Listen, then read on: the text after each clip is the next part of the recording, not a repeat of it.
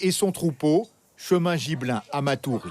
Chaque jour, Lucien sort ses 80 chèvres, quelques boucs et 40 chevreaux pendant plusieurs heures. Enfant, il a grandi avec les chèvres de son père dans ce quartier. Ce sont des bêtes curieuses qui sont pleines de joie. Si vous les voyez, quand elles ont fini de manger, elles rentrent, elles dansent.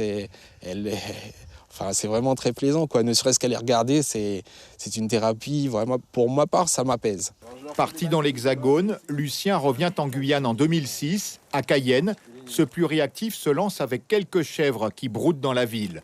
En 2014, il loue un terrain à Matoury, sur le site de l'ancien lycée agricole. J'ai pu, avec l'accord de la mairie, obtenir un bail de 2 hectares. J'avais demandé 5, j'ai eu heureusement l'accord pour 2. Malheureusement, là, depuis quelques temps, j'arrive très souvent à avoir des soucis au niveau aussi bien de la police municipale, surtout, qui vient me demander de faire rentrer mes chèvres et de ne pas les laisser divaguer. Alors que je leur explique tout simplement qu'elles ne divaguent pas puisque je les surveille. Car le troupeau a grandi, les chèvres vont donc brouter au-delà des 2 hectares loués à la mairie. Si Lucien a l'accord de certains riverains, d'autres se plaignent régulièrement à la police municipale. Elles s'introduisent sur les propriétés des riverains, broutent l'ensemble de leurs plantes, leurs arbres potagers, et aussi elles sont en divagation sur la voie publique et ça porte une gêne aux automobilistes, ce qui peut être très dangereux.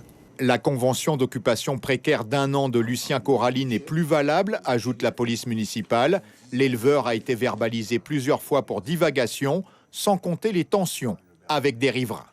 Monsieur Coralie, il devient très agressif à partir du moment qu'on lui fait des remarques sur ces animaux.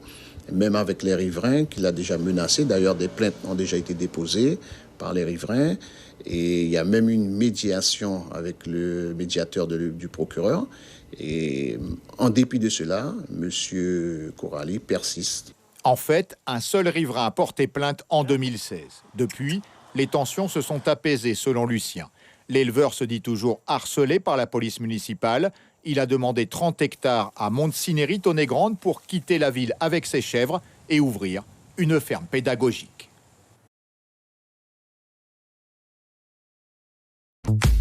Suivez l'info sur Guyane la Première.